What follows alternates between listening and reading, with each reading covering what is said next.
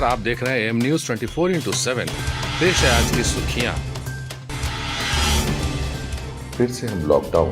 बिहार में कोरोना संक्रमितों की तेजी से बढ़ती संख्या पर रोक के मकसद से कई जिलों में वहां के प्रशासन ने बड़े कदम उठाए हैं। इनमें राजधानी पटना के साथ ही कैमूर, बक्सर, नवादा, सुपौल, मधेपुरा, खगड़िया, मुंगेर, किशनगंज, मुजफ्फरपुर, वैशाली, नालंदा, भोजपुर और मोतिहारी जिले हैं।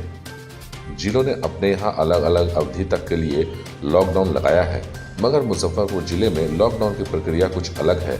यहाँ 10 जुलाई से अगले आदेश तक हर शनिवार व रविवार को शहर के सारे व्यापारिक प्रतिष्ठान बंद रहेंगे। अन्य दिनों में सुबह 10 बजे से 5 बजे शाम तक व्यापारिक प्रतिष्ठान खुलेंगे। अन्य जिलों में लॉकडाउन के दौरान आवाजाही पर प्रतिबंध नहीं रहेगा, पर सोशल डिस्टेंसिंग व मास्क पहनना जरूरी होगा। दरभंगा में लॉकडाउन पर निर्णय 13 जुलाई के बाद होगा। बिहार विधानसभा की तिथि बढ़ाने को लेकर पटना हाईकोर्ट में जनहित याचिका दायर।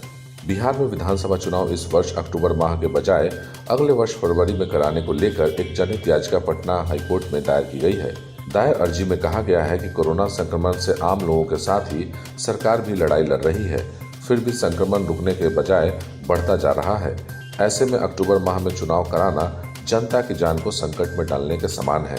याचिका में कहा गया है कि लोगों के समक्ष न सिर्फ जीवन की रक्षा का प्रश्न है, बल्कि भूखमरी और बेकारी की भी गंभीर समस्या है। इन विकट परिस्थितियों में इस वर्ष अक्टूबर माह में विधानसभा का चुनाव कराना सही नहीं है। चुनाव आयोग को विचार करना चाहिए। डिजी हिस्ट्री वालों को कोरोना का खतरा अधिक। बिहार में कोरोना संक्रमण से हुई मौत के विश्लेषण में सामने आया है कि अब तक जान गंवाने वाले 125 लोगों में से 82 लोग पहले से बीमार थे। 24 मृतक ऐसे निकले जिन्हें शुगर था। महज 37 लोग ही ऐसे थे जिन्हें कोई बीमारी नहीं थी। कोरोना के कारण जान गंवाने वालों में 18 ने पहले से बीमारी रहते हुए भी ट्रैवल कर जान खतरे में डाली, जबकि 20 ने सिर्फ ट्रैवल के जरिए संक्रमण लेकर बिना किसी पुरानी बीमारी के मौत का सफर किया।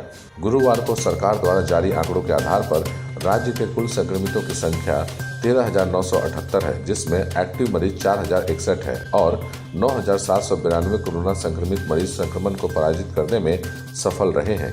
खतरा बढ़ रहा है, हमें और ज्यादा सतर्क रहने की जरूरत है। क्या लालू यादव को मिलेगी जमानत? बिहार विधानसभा चुनाव की तैयारियों के लिए बुलाई गई बैठक के दौरान तेजस्वी ने अपने नेताओं को आश्वस्त किया कि राजद प्रमुख जेल से निकलने वाले हैं। जमानत के लिए लालू पहले से ही प्रयासरत हैं।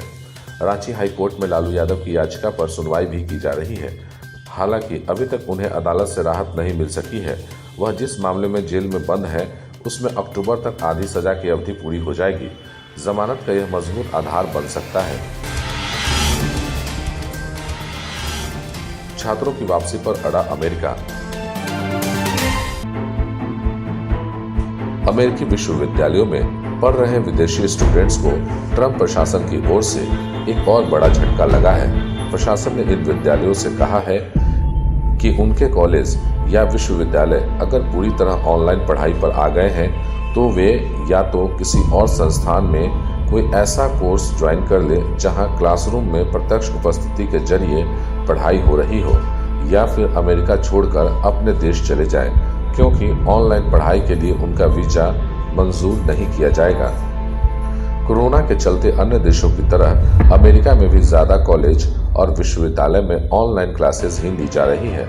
बहुत सारे स्टूडेंट महामारी की दहशत में पहले ही अपने घर लौट आए हैं। इस नए निर्देश का मतलब यह होगा कि कुछ समय बाद महामारी का असर कम होने पर जब वे अमेरिका लौटना चाहेंगे तो उन्हें वीजा नहीं मिलेगा, और जो बाहरी छात्र अभी वहां पर रह रहे हैं उन्हें भी कई तरह की उलझनों का सामना करना पड़ेगा। अमेरिका के इन विदेशी स्टूडेंट्स में सबसे बड़ी संख्या चीनियों की और उसके बाद भारतीयों की है। अमेरिकी सरकार के इस कदम के पीछे सीधा तर्क यह हो सकता है, जब ऑनलाइन पढ़ाई ही करनी है तो इससे क्या फर्क पड़ता है कि आप इसके लिए किसी अमेरिका शहर में बैठे हैं या भारत स्थित अपने घर में। इस काम के लिए आपको अमेरिकी वीजा क्यों दिया जाए? लेकिन ध्यान रखने की बात यह है कि जब भी कोई युवा लाखों रुपए लगाकर किसी अमेरिकी यूनिवर्सिटी के कोर्स में दाखिला लेने का फैसला करता है तो इसके पीछे सिर्फ वहां के स्टडी मटेरियल का आकर्षण नहीं होता। इस कोर्स के दौरान और हो सके तो कोर्स के बाद कुछ दिन वहां काम करके उस देश के माहौल का प्रभाव ग्रहण करना, अपने संपर्क को बढ़ाना और एक ऐसी ग्लोबल पर्सनालिटी के रूप में खुद को विकसित करना जिसकी करियर संभावनाएं किसी खास देश तक सीमित ना रहे।